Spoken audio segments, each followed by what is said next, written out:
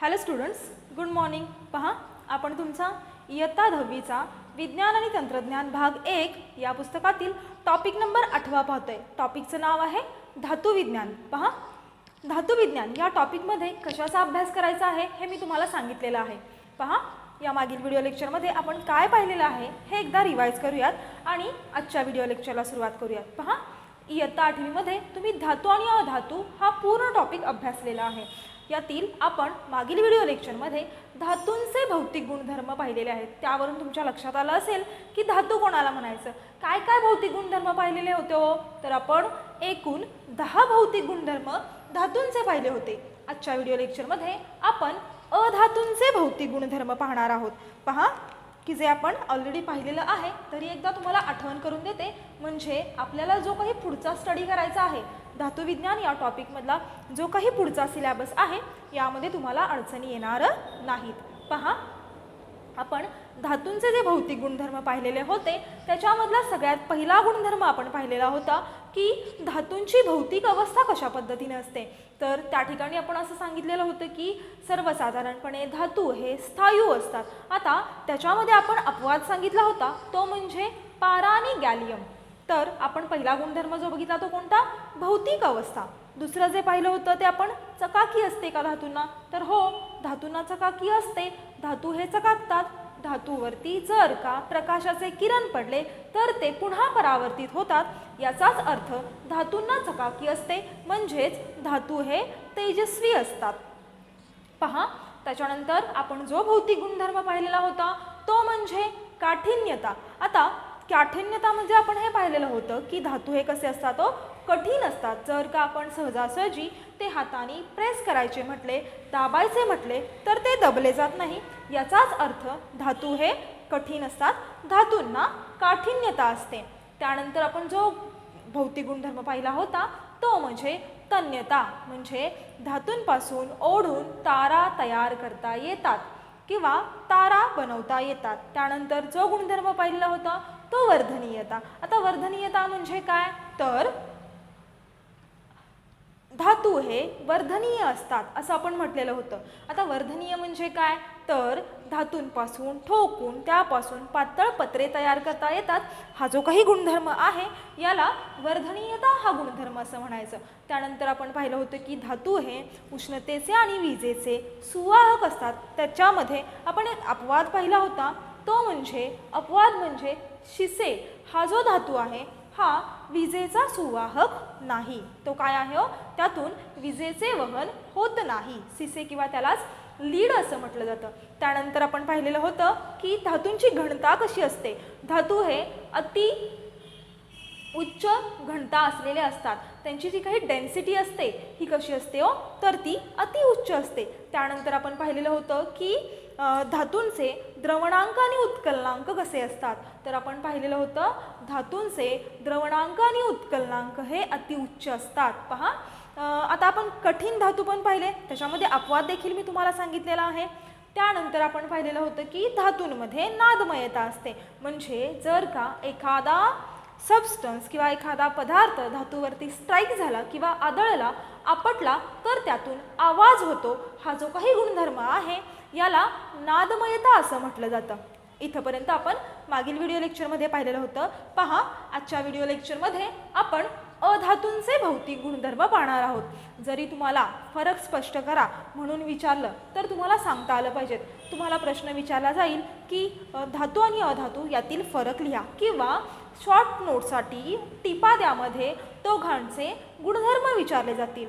अधातूंचे भौतिक गुणधर्म कोणते, धातूंचे भौतिक गुणधर्म कोणते, तर त्या ठिकाणी तुम्हाला लिहिता आलं पाहिजे. आता फरकाचा पॉईंट इथं आलेला आहे. त्या फरकाच्या पॉईंटवरून मला तुम्हाला एक सांगायचं आहे की जेव्हा तुम्ही फरक लिहिता तेव्हा बरेच स्टुडंट्स काय करतात तर निबंध लिहिल्यासारखा फरक लिहितात. सपोज आता धातू आणि अधातू विचारलेला आहे, धातू विचारले, अधातू विचारले, तर बरेचसे स्टुडंट काय करतात, धातूंची इथं संपूर्ण माहिती लिहितात, अधातूंची इथं संपूर्ण माहिती लिहितात आणि हे पूर्णपणे रॉंग आहे. जर का तुम्ही फरक अशा पद्धतीने लिहिला तर तिथं 0 मार्क मिळतात बाळांनो. जरी तुमचं उत्तर सगळे पॉईंट्स बरोबर असले तरी. पहा, जेव्हा आपल्याला फरक लिहा असं विचारलं जातं तेव्हा तो 2 कॉलममध्येच लिहिला पाहिजे. जेव्हा आपण फरक लिहितो तेव्हा एका बाजूला तुम्ही धातू करा, दुसऱ्या बाजूला अधातू करा, कोणत्याही बाजूला काही करा, पण बरोबर पॉईंट्स दोघांचेही लिहा. आता बरेच जण काय करतात, एक फरक लिहितात, एक डिफरन्स लिहितात, दुसरा डिफरन्स लिहितात. एवढं झालं की झालं का हो? तुम्ही आता इयत्ता 10वीला गेलेला आहात, 2 पॉईंट्स लिहिले किंवा 2 पॉईंट्स लिहिल्यानंतर तुम्हाला तिथे 2 मार्क मिळणार आहेत का? तर नाही मिळत. तुम्हाला 2 मार्कासाठी जर का तुम्हाला फरक 2 मार्काला विचारलेला आहे तर तुम्हाला त्या ठिकाणी कमीत कमी 4 पॉईंट्स लिहावे लागतात. म्हणजे 1, 2, 3 आणि 4 अशा पद्धतीनं 4 पॉईंट्स लिहावे लागतात. इथं 4 पॉईंट्स आणि इथं 4 पॉईंट्स आणि ते 4 पॉईंट्स बरोबर एकमेकांना अपोजिट असले पाहिजेत. अशा पद्धतीनं फरक लिहायचा आहे. बरेचसे स्टुडंट 2च पॉईंट लिहितात, त्यामुळे तिथं मार्क जातो. हे एक मला क्लिअर करायचं होतं. आता पहा, आजच्या व्हिडिओ लेक्चरमध्ये आपण अधातूंचे भौतिक गुणधर्म पाहणार आहे. ज्या पद्धतीनं आपण धातूंचे भौतिक गुणधर्म पाहिलेले होते त्याच पद्धतीनं अधातूंचे भौतिक गुणधर्म देखील आपण पाहणार आहोत आणि तेही पॉईंट्सच्या सहाय्यानं पाहणार आहोत. पहा, सगळ्यात पहिला जो भौतिक गुणधर्म आहे तो अधातूंचा, तो म्हणजे अधातूंची भौतिक अवस्था. आता पहा, अधातू हे कसे असतात हे आपण पाहूयात. तुम्हाला आता मी भौतिक या शब्दाचा अर्थ देखील सांगितलेला आहे आणि भौतिक अवस्था म्हणजे काय हे देखील सांगितलेलं आहे. पहा, पदार्थाच्या एकूण 3 भौतिक अवस्था आहेत. या आपण इयत्ता 5वी पासून शिकत आलेलो आहोत. पदार्थाच्या एकूण 3 भौतिक अवस्था, स्थायू, द्रव आणि वायू. This is the states of matters. Okay, द्रव्याच्या ह्या 3 अवस्था, यालाच पदार्थाच्या 3 अवस्था म्हटलं जातं. मग जे अधातू आहे हे कोणत्या भौतिक अवस्थेमध्ये सापडतात? तर पहा, अधातू हे तिन्ही भौतिक अवस्थांमध्ये सापडतात. सो आपण पहिला पॉईंट काय लिहिणार आहे? अधातू सर्वसाधारणपणे स्थायू, द्रव आणि वायू या अवस्थेमध्ये आढळतात. पहा, अधातू स्थायू, द्रव आणि वायू या अवस्थेत आढळतात. या अवस्थेत आढळतात. पहा, आता स्थायू असणारे अधातू कोणते आहेत, द्रव असणारे स्थायू कोणते अधातू कोणते आहेत आणि वायुरूप असणारे अधातू कोणते आहेत ते आपण पाहूयात. पहा, जे स्थायू रूप अधातू आहेत ते कोणकोणते आहेत? पहा, कार्बन आहे, सल्फर आहे आणि फॉस्फरस आहे. आता डिरेक्टली मी संज्ञाच लिहिते, नाव नाही लिहित बसत. कार्बन, सल्फर, गंधक आणि फॉस्फरस हे जे आहेत हे अधातू आहेत आणि हे स्थायू अवस्थेमध्ये आपल्याला सापडतात. त्यानंतर द्रव अवस्थेमध्ये असणारा जो अधातू आहे तो म्हणजे ब्रोमीन, Br2. आता ब्रोमीन हे द्रवरूप आहे, तर त्याचा जो स्टेबल फॉर्म आहे म्हणजे जो स्थिर फॉर्म आहे तो आहे Br2. म्हणून लिहिताना तो कसा लिहायचा आपण? Br2 असाच लिहायचा आणि याचं नाव काय आहे तर ब्रोमीन. आणि तिसरा जो अधातू आहे जो वायुरूप अवस्थेमध्ये आढळतो ते पहा कोणकोणते आहेत तुम्हाला माहिती आहे. आता वायुरूप अवस्थेमध्ये असणारे अधातू म्हणजे कोणते? तर सगळेच जे गॅसेस आहेत ते काय येणार आहे? तो अधातू नॉन मेटल्समध्ये येणार आहेत. सो आपण इथं लिहूयात, हायड्रोजन आहे, नायट्रोजन आहे आणि ऑक्सिजन आहे.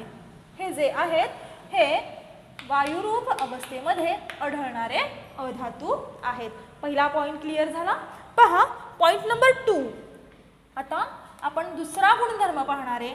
अधातूंचा दुसरा गुणधर्म आहे तो म्हणजे तेज किंवा चकाकी. आता सांगा बरं, अधातूंना चकाकी असते का? तुम्ही डायरेक्टली सांगणार आहात की अधातूंना चकाकी नसते, अधातू चककत नाहीत. पण असा एक अपवाद आहे की जो चकाकतो. कोणता बरं? तर पहा, हिरा माहिती आहे सगळ्यांना. हिरा हे काय आहे हो? कार्बनचं एक अपरूप आहे, हो की नाही? मग हा कसा असतो? डायमंड. तो काय होतो? चकाकतो. पण हा तर अधातू आहे, पण हा अपवाद आहे. सो आपण इथे लिहिणार आहे अधातूंना चकाकी नसते. अधातूंना चकाकी नसते. याच्यामध्ये आपण लिहिणार आहे उदाहरणार्थ, उदाहरणार्थ नाही, आपण याच्यामध्ये लिहिणार आहे अपवाद हिरा. हिरा एक आहे. आणखी जे आयोडीनचे स्फटिक असतात ते देखील कसे असतात हो, चकाकतात. सो ते देखील अपवाद आहे. आणि हा काय आहे, आयोडीन हा अधातू आहे. सो आपण इथे लिहूयात आयोडीनचे स्फटिक. ओके. आता तिसरा भौतिक गुणधर्म अधातूंचा तो म्हणजे आपण धातूंमध्ये कोणता पाहिलेला होतो, काठिन्यता. आता आपण इथं काठिन्यता न लिहिता तिसरा जो लिहिणार आहे तो मी लिहिते ठिसूळता. आणि का असं लिहिलं ते सांगते तुम्हाला. ठिसूळपणा किंवा ठिसूळता. आता पहा उदाहरणार्थ पहा या ठिकाणी ठिसूळपणा आपण पाहूयात. ठिसूळपणामध्ये ठिसूळ ही एक प्रॉपर्टी आहे. पहा जर का उदाहरणार्थ तुम्ही कोळसा घेतला, कोळसा हा काही धातू नाही आहे, तो काय आहे, अधातू आहे. आणि जर का तुम्ही त्या कोळशाला ठोकायचं म्हटलं तर काय होतो, तो ठोकला जातो का, तर तो कसा असतो, एकदम कसे असतात, ठिसूळ असतात ना, त्याचे एकदम पूड होते, पावडर होते. तो ठोकला जातो का, नाही ठोकला जात. याचाच अर्थ तो काय आहे, कठीण नाही आहे. म्हणजेच आपण काय लिहिणार आहे इथं, तर धातू हे ठिसूळ असतात व मऊ असतात. पहा काय लिहिणार आहे इथं, धातू ठिसूळ असतात आणि मऊ असतात. आता पहा आपण कोळशाचं उदाहरण घेतलं की नाही, मग कोळशाच्या उदाहरणावरून आणखी एक मी लिहिते की काही अधातू हे रंग असतो त्यांना. म्हणजे काही अधातूंना उदाहरणार्थ आपण या ठिकाणी कोळसा लिहूयात, कारण की कोळसा हा कसा असतो, कोळसा हा ठिसूळ असतो. आणि इथे लिहूयात काही धातूंना रंग असतो. आता काही धातूंना रंग असतो म्हणजे कोळशालाच पहा ना, कोळसा कोणत्या रंगाचा असतो, काळ्या रंगाचा. सॉरी, धातू नाही, अधातू, व्हेरी सॉरी. काही अधातूंना रंग असतो म्हणजे काही हे रंगीत असतात. आता उदाहरणार्थ त्यात आपण कोळसा घेतला. पहा आता ठिसूळ आपण लिहिलं, बरोबर, ठिसूळपणा लिहिला. मग याच्यामध्ये तुम्ही हिऱ्याचं देखील उदाहरण देऊ शकता. आता हिरा कसा आहे, कडक आहे. सो अपवाद इथं पुन्हा हिरा पण येऊ शकतो. काय लिहिणार आहे इथं, अपवाद हिरा. कारण की हिरा कसा आहे, हा कठीण आहे ना, सगळ्यात हा सर्वात कठीण नैसर्गिक पदार्थ आहे. सो आपण तो इथं अपवाद लिहिला. पहा जो चौथा अधातूंचा भौतिक गुणधर्म आहे तो म्हणजे उष्णतेचे वहन. आता पहा अधातूंमधून कोळसा असेल किंवा तुमचं कार्बन असेल, सल्फर असेल, फॉस्फरस असेल, यातून उष्णतेचे वहन होते का हो, यातून उष्णता वाहून नेली जाते का, तर यातून उष्णता वाहून नेली जात नाही. सो आपण इथं लिहिणार आहे अधातू हे उष्णतेचे दुर्वाहक असतात. अधातू हे उष्णतेचे दुर्वाहक असतात. आता आपण विजेचं वहन पाहूयात. पहा पॉइंट नंबर 5, विद्युत वहन किंवा विजेचे वहन. अधातूंमधून विजेचे तरी वहन होईल का हो, विजेचे देखील वहन होणार नाही. सो या ठिकाणी मी लिहिणार आहे अधातू हे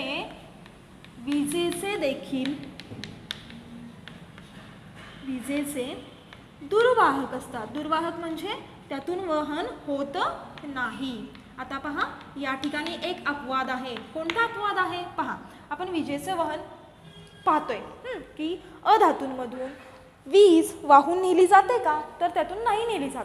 पण एक अपवाद आहे. कोण अपवाद आहे, तर ग्राफाईट हे जे काही कार्बनचं अपरूप आहे, यातून अतिउच्च ग्राफाईट हा विजेचा उत्तम सुवाहक आहे. सो इथं काय येणार आहे, अपवाद येणार आहे. आणि ग्राफाईट हा अधातू आहे. सो मी इथं लिहिणार आहे या ठिकाणी उदाहरणार्थ म्हणून कोण लिहिणार आहे, अपवाद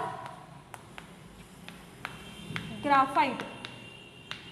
ग्राफाईट हा विजेचा उत्तम सुवाहक आहे.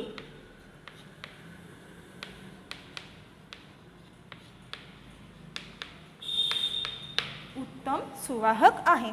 पॉइंट नंबर 6 पहा, तन्यता. तन्यता म्हणजे मी तुम्हाला सांगितलं आहे, दाखवतील का अधातूंमध्ये तन्यता हा गुणधर्म असेल? नाही. अधातू हे तंतुक्षम नसतात किंवा त्यांच्यामध्ये तन्यता नसते. सो आपण इथे लिहूया अधातू तंतुक्षम नसतात किंवा त्यांच्यामध्ये तन्यता नसते, त्यांच्यापासून ओढून तारा काढता येत नाहीत. पहा पॉईंट नंबर 7, गुणधर्म 7वा वर्धनीयता. वर्धनीयता तरी असेल का हो? जे काही आत्ता आपण उदाहरणं पाहतोय अधातूंची, त्याच्या कोणापैकी तरी त्यापासून ठोकून पातळ पत्रा तयार करता येईल का? येणार नाही. सो आपण इथे लिहिणार आहे अधातूंना अधातू वर्धनीय नसतात. अधातू वर्धनीय नसतात. पॉईंट नंबर 8 लिहूयात आपण. 8वा गुणधर्म घनता लिहूयात. पहा अधातूंची घनता कशी असते? खूप कमी असते. सो आपण लिहूयात घनता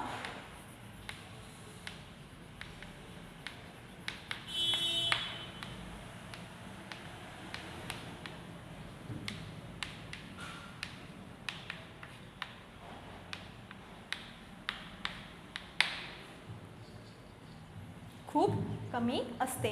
आता द्रवणांक आणि उत्कलनांक, अधातूंचे जे द्रवणांक आणि उत्कलनांक असतात हे कसे असतात हे आपण लिहूयात. पहा पॉईंट नंबर 9 लिहूयात आपण. पहा द्रवणांक आणि उत्कलनांक म्हणजे मेल्टिंग पॉईंट्स आणि बॉइलिंग पॉईंट. मेल्टिंग पॉईंट आणि बॉइलिंग पॉईंट कसे असतात हो? आता बरोबर धातूंच्या उलट काय लिहिणार आहे? तर अधातूंचे द्रवणांक आणि उत्कलनांक हे खूप कमी असतात. द्रवणांक आणि उत्कलनांक व म्हणा, कारण की ऑब्लिक नाही लिहू शकत आपण, खूप कमी असतात. आता यामध्ये एक अपवाद आहे. कोण अपवाद आहे? तर कार्बन आणि बोरॉन हे जे काही दोन आहेत अधातू, हे याला अपवाद आहेत. कारण की कार्बन आणि बोरॉन हे अधातू अतिउच्च तापमानाला वितळतात. म्हणून काय इथं तर आपण खूप कमी लिहितोय, पण हे जे दोन आहेत हे अपवाद आहेत. आपण काय लिहूयात इथं? अपवाद कार्बन आणि बोरॉन हे अतिउच्च तापमानाला वितळतात.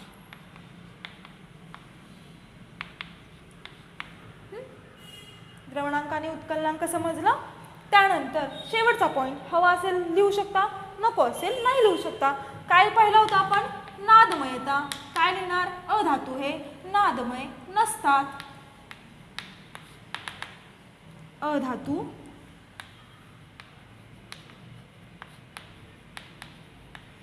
नादमय नसतात. समजले? सगळे भौतिक गुणधर्म क्लिअर झाले. कोणकोणते आहेत?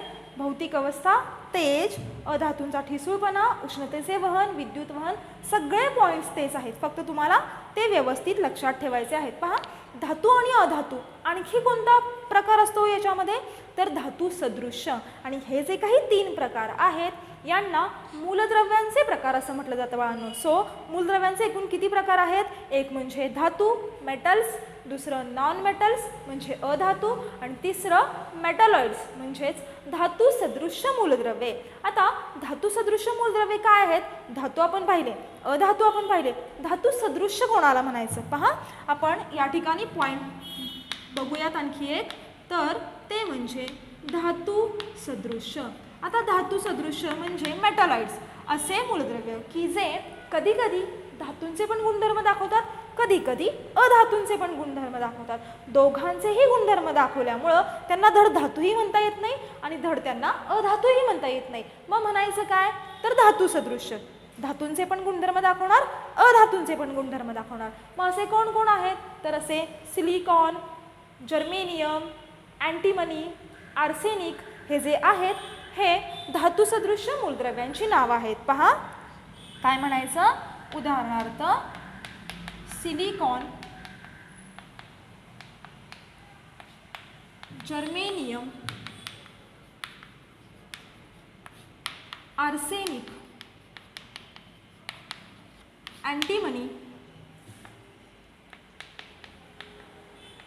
ही जी आहेत ही धातुसदृश्य मूलद्रव्यांची नावे आहेत. धातुसदृश्य म्हणजे समजलं, धातूंचेही आणि अधातूंचेही दोघांचेही गुणधर्म ज्यांच्यामध्ये असतात त्या मूलद्रव्यांना धातुसदृश्य मूलद्रव्य असं म्हणतात. समजलेलं आहे. पहा आजच्या व्हिडिओ लेक्चरमध्ये आपण अधातूंचे भौतिक गुणधर्म पाहिलेले आहेत.